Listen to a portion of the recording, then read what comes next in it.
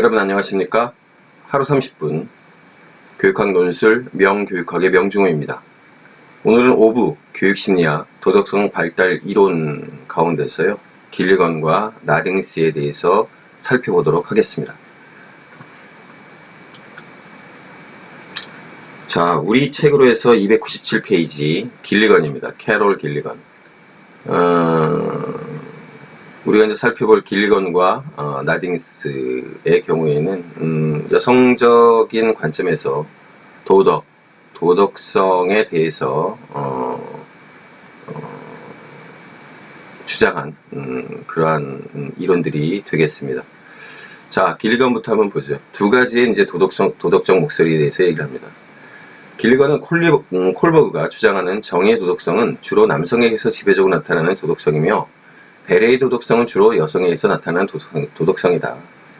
그래서 서로 다른 도덕성이 나타나는 것은 남성과 여성이 겪는 성역할 사회화 과정의 차이 때문이다.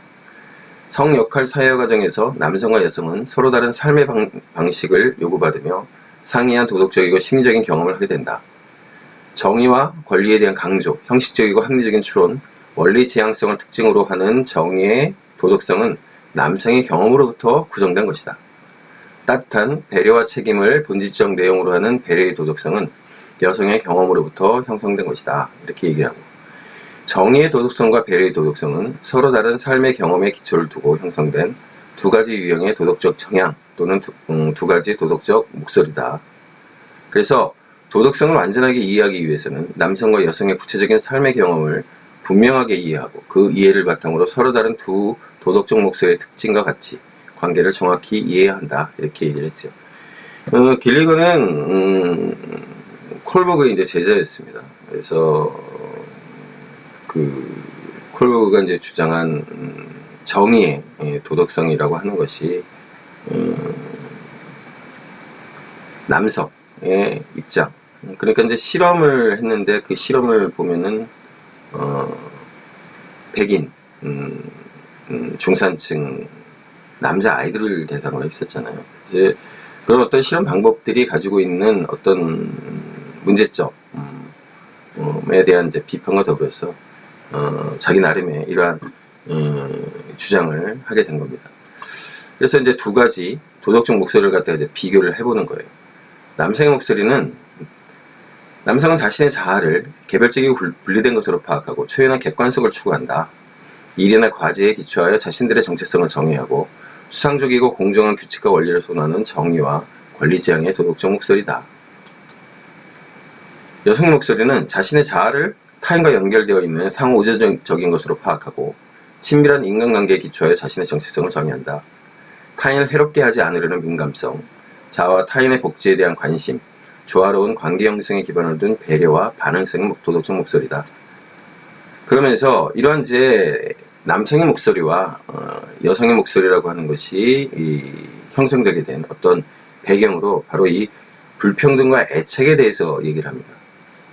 길리건은 두 가지 서로 다른 도덕적 목소리는 어린아이가 불평등과 애착에 대해 경험하는 인간관계에서 기원한다 이렇게 주장을 하고, 그러한 경험은 자아에 대한 상이한 이해를 발생시키고 상이한 이해는 두 가지의 도덕적 목소리가 등장하는 기초가 된다 이렇게 얘기를 하죠. 그래서 이제 불평등과 애착에 대해서 설명을 합니다. 아이는 자신이 성인이나 나이 많은 아이보다 상대적으로 작고 무력하다는 것을 인식하게 되고, 아이는 이러한 불평등을 경험하며 성장하고 평등과 독립을 향하게 되면서 정의의 문제에 민감하게 된다.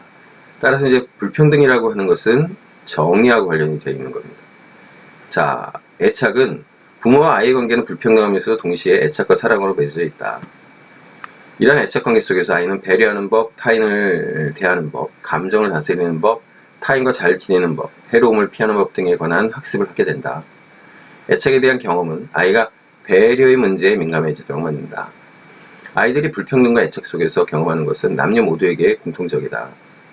남자나 여자 모두 정의와 배려를 이해할 수 있지만 성역할 사회화 과정이 아이들로 하여금 정의나 배려 가운데 한 가지 정향만을 강조하게 만드는 것이다. 그러면서 이제 지배적 초점 현상이라고 하는 것이 이제 나타나게 된다고 하는 거예요. 지배적 초점 현상이란 개인이 도덕적 갈등을 해결하기 위해 정의와 배려 가운데 어느 하나의 관점만을 사용할 뿐이라는 것입니다. 정의와 배려는 도덕 판단의 기본적인 요소들을 서로 다른 방식으로 조직하며, 따라서 도덕 문제는 정의와 배려의 조화로운 균형에 의해 해결되는 것이 아니라 둘 중 어느 한 관점만을 채택함으로써 해결된다.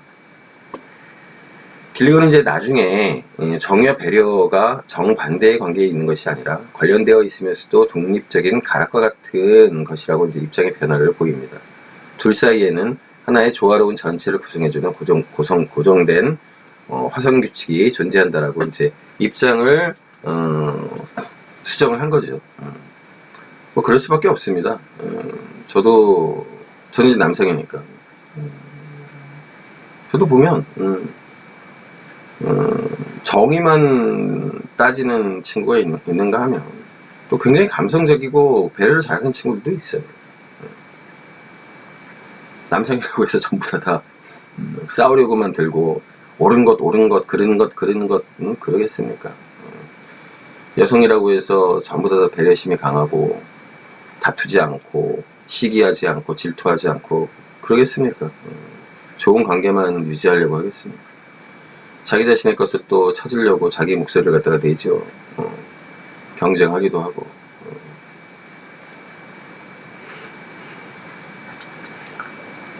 자, 그러면서 이제 도덕성 발달 단계 3수준 이 과도기에 대해서 이제 얘기를 하게 돼요. 그래서 발달 단계를 보면 이제 수준 1, 수준 2, 이제 수준 3이 있고, 과도기가 이제 이렇게 두 개가 이제 끼어져 있죠. 그래서 수준 1이라고 하는 것은 개인적 생존 지향이에요. 그러니까 자기 자신만을 돌보는 것이고 자기 중심적인 겁니다. 그리고 나서는 이제 수준이 자기 희생으로서의 선 지향으로 넘어가기 전에 과도기 1이 나타나는 겁니다. 이기심에서 이제 책임감으로.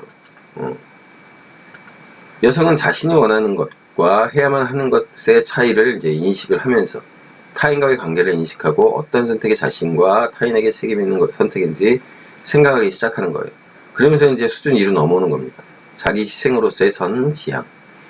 자기가 관습적으로 기대하는 여성적 미덕에 대해 이제 생각을 하고, 여성은 타인이 원하는 바를 위해서 희생하게 되는데, 타인에 대한 책임을 인식하고 타인을 돌보고 이제 보호하려고 하는 겁니다.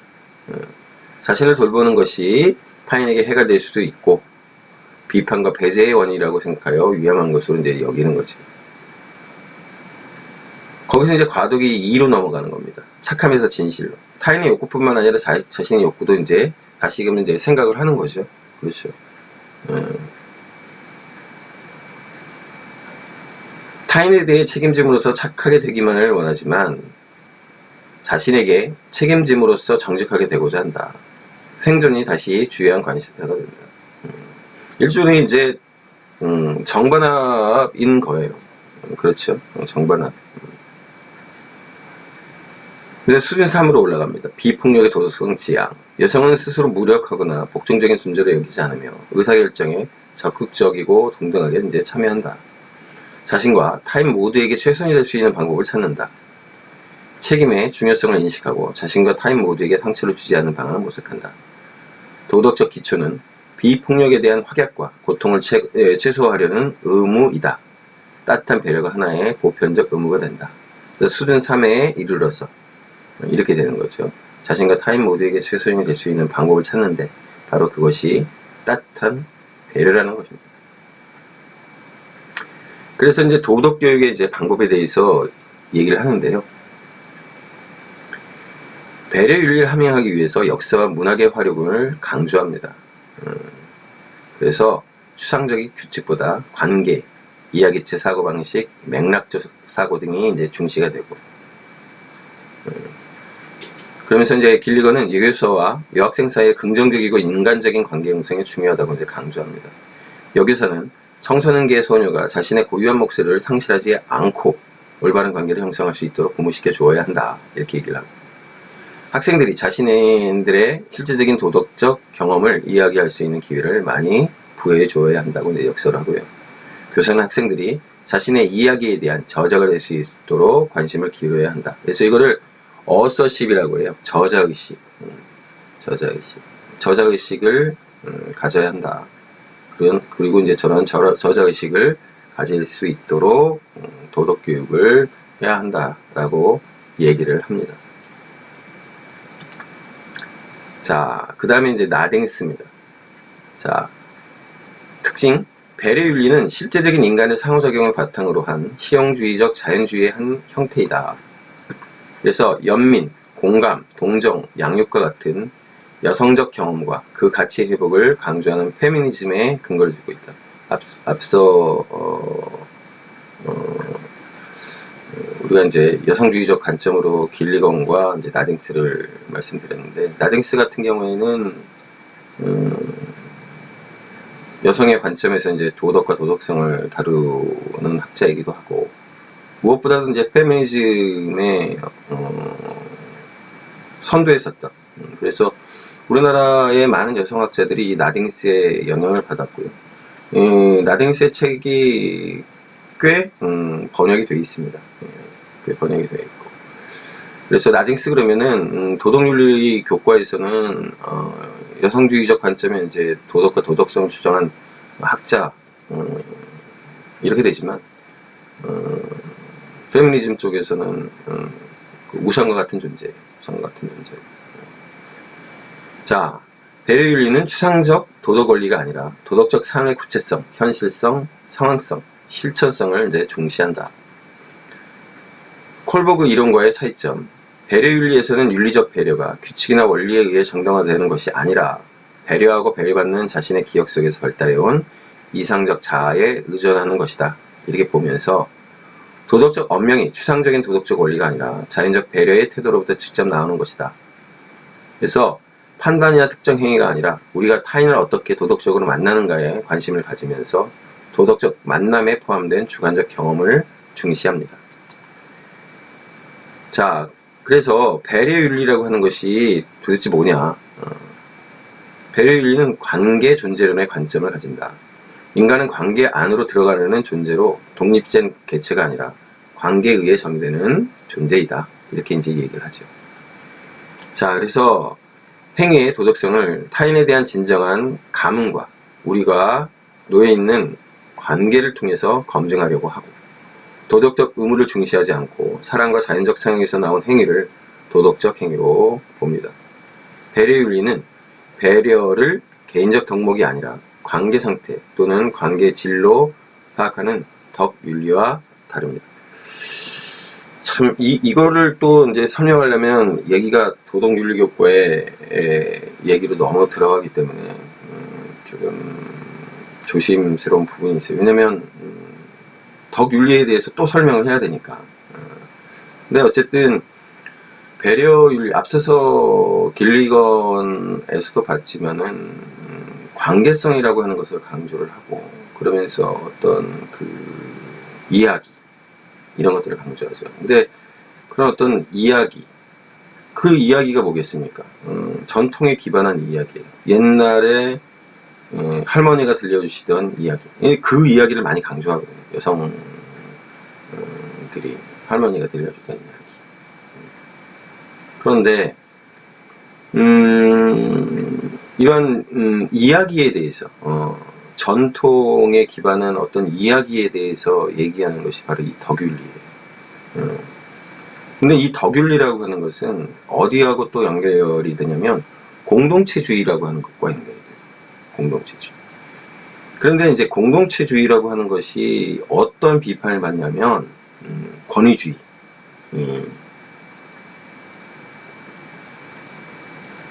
말하자면 전체주의, 이런 것과 연관이 된다라고 하면서 비판을 받아요. 그래서 사실 이제 여기서 덕윤리하고 다르다라고 나댕스가 그렇게 주장하는 이유는 뭐냐면, 여성적인 어떤 관점이라고 하는 것이 권위주의나 전체주의는 아니잖아요. 그렇죠? 덕윤리라고 하는 것이 비판의 지점에 서 있는 것이 자칫 잘못하면 권위주의나 전체주의를 옹호하는 이론이 되어버리기 때문에 그렇습니다. 덕윤리가 많이 비판을 받는 것이 바로 이제 그러한 지점 때문에 그래요. 따라서 여성의 어떤 목소리라고 하는 것은 진보적 목소리라고 자부하는데, 그것이 어떻게 전체주의나 독재, 심지어 이제 독재 뭐 이런 것들을 갖다가 옹호한다라고 하는 의심을 받는 그런 어떤 덕윤리와 같은 결에 서 있다라고 얘기할 수 있느냐. 우리가 얘기하는 이야기와 덕윤리 쪽에서 이야기하는 이야기는 다르다. 우리가 얘기하는 이야기는 할머니, 어머니가 들려주는 이야기인 거고, 덕윤리에서 얘기하는 것은 영웅 이야기. 남성들이 이제 자랑하는 그런 힘의 과시에 대한 이야기. 그런 이야기 아니냐. 이제 그거예요. 그거예요. 그렇기 때문에 이제 덕윤리하고 이제 다르다라고 이제 얘기를 하는 겁니다. 그래서 이제 배려를 개인적인 덕목, 바로 그거예요. 영웅 이야기. 우리는 영웅 이야기가 하는 게 아니라 관계 상태 또는 관계의 질, 할머니하고 손자, 손녀, 그런 이야기다, 우리는. 그겁니다. 근데 사실은 따지고 들어가 보면, 그렇게 구분할 수가 없어요.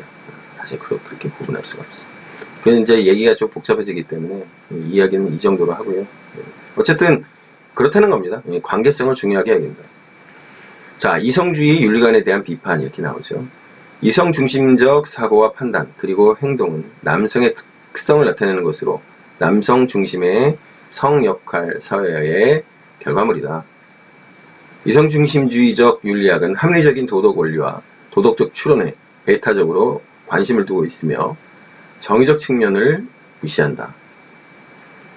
배려윤리는 타인의 필요에 대한 민감성을 갖고 그에 반응하며 타인을 도덕적으로 만나는 성향을 윤리의 핵심으로 간주한다. 이렇게 되어 있죠. 자, 그래서 여기 밑에 보면 라딩스의 이제 배려 윤리는 휴메의 도덕 감정론에 기반하고 있다. 이렇게 되어 있잖아요. 이성 중심주의가 아니라 감성, 도덕 감정론. 그래서 휴메이 강조했던 게 뭐냐면 바로 이제 공감이에요. 심파시. 공감. 지금 최대 화두죠. 공감, 소통. 그렇죠. 그래서 바로 이겁니다. 공감. 공감과 배려. 우리 그런 얘기 하잖아요. 바로 라딩스는 이제 휴메 도덕 감정론. 이성이 아닌. 그래서 배려와 배려 윤리에 대해서 이제 다시 한번 강조하는데 배려란 타인에 대한 관심, 걱정, 보살핌의 의미를 가진 것이다. 타인에 대해 마음을 쓰고 도와주고자 하는 것이다. 배려는 나 자신에 대한 배려, 즉 나의 육체적, 정신적, 직업적, 여가적 삶에 대한 배려에서 출발한다. 배려는 친밀한 사람에 대한 배려를 거쳐 낯선 사람들과 멀리 있는 사람들에 대한 배려로 확대된다. 그리고 배려윤리는 배려의 범위를 사람으로만 한정하지 않고 사람 이외의 존재까지 배려의 대상으로 간주한다. 이제 이렇게 얘기를 합니다. 자, 6번째 이제 배려와 피배려자예요. 배려자의 역할이 있고 피배려자의 역할이 있습니다. 그래서 배려자의 역할에는 이 전념, 몰입이라고 하는 것과 동기적 전치, 동기적 전이 이제 두 가지로 나누는데요. 전념, 몰입이라고 하는 것은 배려자가 피배려자의 의견과 마음을 진심으로 보고 듣고 느끼려는 의식 상태를 얘기합니다. 그래서 피배려자에 대한 개방적이고 비선택적인 수용성을 가지고 느낌을 같이 하고 관심을 가지고 주의를 기울이며 피배려자를 배려자의 마음속으로 받아들이는 것이죠. 그래서 타인을 받아들이는 수용을 의미하고 타인과 공감, 심퍼시 여기 나오죠. 공감하는 것을 말하고 그래서 단순히 이제 감정이입하고는 이제 다르다 라는 겁니다. 자, 두 번째가 이제 동기적 전치, 동기적 전이에요. 배려자가 피배려자를 도와주고자 하는 열망입니다. 그래서 배려자의 동기적 에너지가 타인 및 그들의 과제를 향해 흐르는 것이다. 동기적 전치를 경험하는 배려자는 자신의 과제에 대해 고려, 계획, 성찰하는 것처럼 타인을 돕기 위해 할 수 있는 것에 대해 생각하게 된다. 자, 배려자의 역할도 있지만 피배려자의 역할도 있는 겁니다. 배려관계가 완성되기 위해서는 피배려자가 수용, 인정, 반응이라는 의식 상태를 가져야 한다. 수용이라고 하는 것은 배려자의 배려를 수용하는 것이고 인정이란 배려가 자신 속에 수용되었음을 표현하는 것이고, 반응이라고 하는 것은 배려에 대한 반응인데, 그래야 배려자의 배려 행위를 보람있는 행위로 만들어 주는 것이죠. 반응 중요합니다. 그죠? 저 반응이라고 하는 게 뭐예요? 공감이에요. 그렇죠? 저 반응을 잘 보이는 우리나라 이제 국민 MC 두 사람이 있어요. 성향은 다르지만 한 사람은 강호동, 한 사람은 바로 유재석입니다. 자, 7번째, 배려의 동심원과 이제 사슬이에요. 배려의 동심원과 배려의 사슬은 상호성이 존재하지 않는 대상에 대해서도 배려가 확대될 수 있음을 보여주는 개념입니다. 그래서 우리가 많이 배려하는 사람은 중심에 가장 가까운 원한에 있고, 적게 배려하는 사람은 중심에서 멀리 떨어진 원한에 있습니다. 원들을 넘어서서 내가 전혀 만나지 못했던 대상들과는 형식적인 관계, 즉 사슬로 연결이 되는 겁니다. 말하자면 이제 이렇게 되는 거죠. 여기 원이 있고, 이게 배려의 동심원이에요. 이게 이제 동심원이 커지겠죠. 이게 이제 거리로 따졌을 때 여기에 이제 제일 먼 거고, 여기가 이제 제일 가까운 거고, 이 차례입니다. 가까운 사람들끼리는 이렇게 되겠지만, 그렇지 않은 사람들끼리는 또 어떻게 돼요? 이 사람들과 이런 식으로 사슬로 연결 이렇게 된다라고 하는 겁니다. 근데 이제 이 사슬이라고 하는 걸 갖다 이렇게 조그맣게 그랬죠. 사실 이제 배려의 동심원이라고 하는 것이 이 사슬이라고 보시면 돼요. 이런 이제 배려의 동심원들이 이제 쭉 연결이 돼 있다라고 하는 거죠. 그래서 우리 모두는 하나가 되는 겁니다. 자, 중요한 개념이 이제 자연적 배려하고 윤리적 배려인데요. 이 자연적 배려, 윤리적 배려 같은 경우는 나딩스도 그렇고 길리건도 그렇고 우리 고등학교 생활과 윤리라고 하는 책에 이제 나옵니다. 그 책에도 바로 이제 이 나딩스의 자연적 배려하고 윤리적 배려, 요게 이제 기술되어 있고 시험 문제로 자주 나와요. 이 자연적 배려하고 윤리적 배려. 생활과 윤리를 배우셨던 분들은 아마 아실 거예요, 이거. 자연적 배려, 윤리적 배려. 자연적 배려란 타인을 따뜻하게 배려하고자 하는 열망으로 타인을 배려하고자 하는 자연스러운 감정에 동기화된 행위이다. 자, 윤리적 배려란 자연적 배려의 기억에 대응하여 일어나는 배려의 감정인데, 우리가 타인의 곤란한 처지를 보고 자신의 이익과 갈등하면서도 배려하고 배려받았던 순간을 기억함으로써 나는 해야 한다라고 하는 감정을 가지게 될 때 이를 윤리적 배려라고 합니다. 자연적 배려와 달리 타인에 대해 느끼는 의무감에 대한 응답으로서 나온 것이다. 우리가 배려를 해주었던 경험과 배려를 받았던 경험에 대해 숙고하고 배려의 태도를 가지고 다른 사람에게 반응하기 위해 전념할 때 발달한다. 그런데 중요한 것은 자연적 배려하고 윤리적 배려 가운데서 자연적 배려가 근원적이다. 윤리적 배려의 감정은 자연적 배려의 감정에 기초를 하고, 자연적 배려의 감정은 다른 사람을 직접적으로 이용하고자 하는 본원적 감정이다. 그래서 자연적 배려의 상태가 더 우월하고 윤리적 배려는 자연적 배려에 예속되는 것이다. 이렇게 얘기를 해요. 근데 사실은 저는 도덕성이라고 하는 관점에서 봤을 때 자연적 배려하고 윤리적 배려하고 어떤 것이 더 근원적인 것은 자연적 배려라고 하는 것이 맞긴 한데, 그 우월하다라고 하는 측면에서 봤을 때 과연 자연적 배려라고 하는 게 윤리적 배려보다 더 우월한 것이라고 얘기를 해야 되는 건지.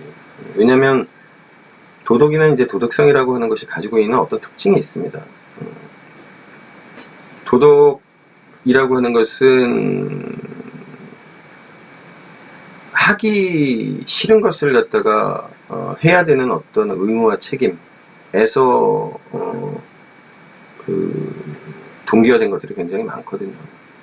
하고 싶지만 해서는 안 되기 때문에 안 하게 되는 것, 그런 것들이 도덕이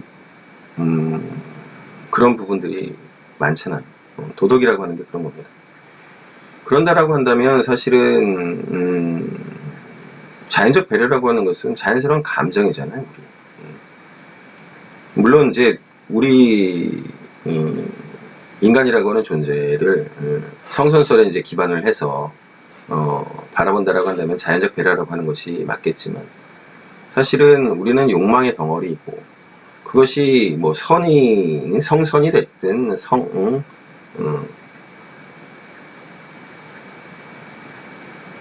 그렇지 않든 중요한 거는 우리가 이제 뜻하지 않은 어떤 욕망에 의해서 우리 자신을 주체하지 못하는 경우들이 굉장히 많다라고 하는 거예요. 그렇기 때문에 이제 도덕이라고 하는 것이 있는 것이고, 그렇기 때문에 이제 도덕 교육이라고 하는 게 있는 거거든요. 자, 그러한 관점에서 봤을 때, 저는 이제 윤리적 배려라고 하는 것이 가지고 있는 의미가 굉장히 저는 크다고 생각해요. 인간이기 때문에 윤리적 배려가 저는 가능하다고 생각해요. 인간이기 때문에. 자, 윤리적 이상입니다. 배려 윤리에서는 도덕적 행위를 산출하는 원동력은 합리적인 도덕 원리가 아니라 윤리적 이상이다. 윤리적 이상이란 타인을 배려하고 싶다는 감정을 생겨나게 하는 것으로, 배려자가 배려자로서의 자신을 유지 강화하기 위해 노력하는 최고의 자아상이다. 윤리적 이상은 추상에 의해 얻어지는 것이 아니라 우리가 관계를 맺고 살아가는 삶 속에서 형성되는데 한 번에 완성되는 것이 아니라 끊임없는 헌신과 노력을 통해 이루어진다. 윤리적 이상은 최상의 상태에서 누군가를 배려하고 배려받았을 때 느꼈던 고마움, 기쁨, 보람 등의 기억을 통해 강화된다. 도덕교육의 목표는 배려관계와 배려 열망을 유지하고 증진시키는 데 필요한 태도와 기능을 발달시키는 것, 즉 윤리적 이상을 고양하고 증진시키는 것이다. 여기서 얘기하잖아요. 여기서도 나딩스가 얘기합니다. 저 윤리적 이상이라고 하는 게 자연적 배려라고 하는 것에서 도출이 되거나 연결되기는 어렵습니다. 윤리적 배려라고 하는 저것과 연결이 되지. 그러지 않겠어요? 그게 나오잖아요. 끊임없는 헌신과 노력을 통해서 이루어지는 거예요. 끊임없는 헌신과 노력이라고 하는 게 뭐겠습니까? 자, 그래서 이제 도덕 교육의 방법에 대해서 이제 얘기를 하는데요. 첫 번째가 이제 모델링입니다. 교사는 학생과의 배려 관계 속에서 배려하는 방법을 이제 보여줘야 합니다. 두 번째가 이제 도덕적 대화예요. 이해와 공감 그리고 인식을 위한 공동의 이제 탐색 활동을 말하는데, 대화 상대자에게 중점을 두고 대화 상대자와의 관계에 관하여 깊은 관심을 나타내는 대화이고, 도덕 문제들에 대해 개방적인 방식으로 이제 토의하는 겁니다. 그리고 도덕적 대화라고 하는 것은 대인 관계적 추론이 핵심입니다. 대화의 상대자에게 깊은 관심을 기울이고 고정된 하나의 목표를 지니지 않는다는 이러한 점에서 분석적 추론과 이제 구별이 되고요. 토론에서 승리하는 것이 목적이 아니라 서로 만족할 수 있는 방식으로 함께 활동하는 것을 중시한다. 대화 참가자들이 서로 따뜻하게 배려해주고 서로의 관계를 소중히 여긴다. 대화에 임하는 사람들의 추론을 위한 능력을 지니고 있어야 하고 서로 배려해주는 헌신적인 활동이 필요하다, 이렇게 했는데, 이 도덕적 대화 다른 게 아니라요. 우리 어머니들 모여서 아이들 얘기하고, 그렇죠. 남편 얘기하고, 같이 이제 김장을 하면서 웃고 떠들면서 나누는 그런 대화들을 갖다가 이제 얘기를 합니다. 이제 거기에서 다 유추가 되는 거예요. 이야기. 할머니가 들려주시던, 손자 손녀한테 들려주시던 그런 이야기. 어머니들이 모여 앉아서 공동의 어떤 일을 하면서 나누었던 이야기, 대화, 이런 것들이에요. 세 번째, 실천입니다. 교사와 학교는 학생이 배려를 실천할 수 있는 다양한 기회를 제공해야 한다. 학생들에게 다양한 봉사활동의 기회를 제공하고 봉사활동을 지도해주는 것에 적극 참여해야 된다. 수업에 다양한 협동학습의 기회를 도입하여 배려의 핵심인 관계성과 반응성의 감각을 배울 수 있도록 해야 한다. 자, 여기서 또 나옵니다. 이제 이 협동학습이라고 하는 것이 또 나오는데요. 제가 볼 때는 이 협동학습과 관련해서 문제가 나올 가능성이 저는 굉장히 높다고 보고, 여러 학자들이 강조합니다. 이 협동학습이라고 하는 것은 정말로 많은 그 학자들이 강조를 하는데, 왜냐하면 제가 말씀드렸잖아요. 학습이라고 하는 건 기본적으로 개별학습이라고 하는 것을 이제 전제로 합니다. 그렇죠. 근데 이제 개별학습이라고 하는 게 굉장히 어려워요. 개별학습을 잘 해내는 학생들도 있지만 많은 학생들이 개별학습의 어려움을 겪습니다.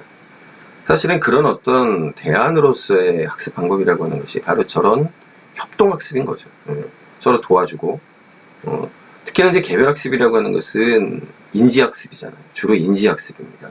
근데 협동학습이라고 하는 것은 인지학습도 가능하고, 그 다음에 정서학습도 가능하고, 또 우리가 이제 행동, 운동 같은 경우에는 대표적인 협동학습이 됩니다.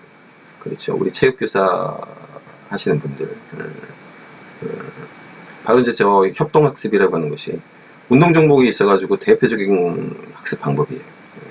그렇기 때문에 이제 협동학습이라고 하는 것이 대안적 학습으로서의 어떤 많은 가능성들이 열려 있고, 특히나 이제 초등학교 저학년들을 중심으로 해서는 개별학습도 중시하지만 저 협동학습이라고 하는 것을 다양한 어떤 방법을 통해서 제공을 하고 있죠. 자, 그 다음에 인정과 격려입니다.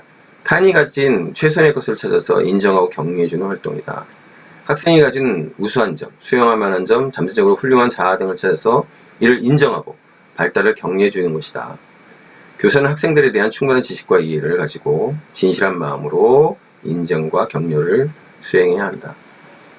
자, 그러면서 이제 학교 구조의 개선에 대해서 이제 또 얘기를 합니다. 그래서 탈전문화, 교사들이 부모로부터 단절되게 만드는 특수한 언어를 제거하려는 것이다. 그래서 이제 구체적인 방안 여기 나와 있죠. 교수와 관리 사이의 벽을 허물고 학교 경영을 교사들에게 일임하여 전통적인 학교 유계의 질서를 탑하는 순환과 연세의 개념을 도입하는 것이다. 이 탈전문화나 학교 규칙의 개선은 여러분들이 한번 읽어보시기 바랍니다. 여기는 이제 좀 더 많이 들어가는 거예요. 도덕윤리 교과적으로 좀 더 많이 들어간 거기 때문에 이거는 여러분들이 한번 읽어보시기 바라고, 그 앞서서 말씀드렸던 그 협동학습 주의 깊게 한번 봐두시기 바랍니다.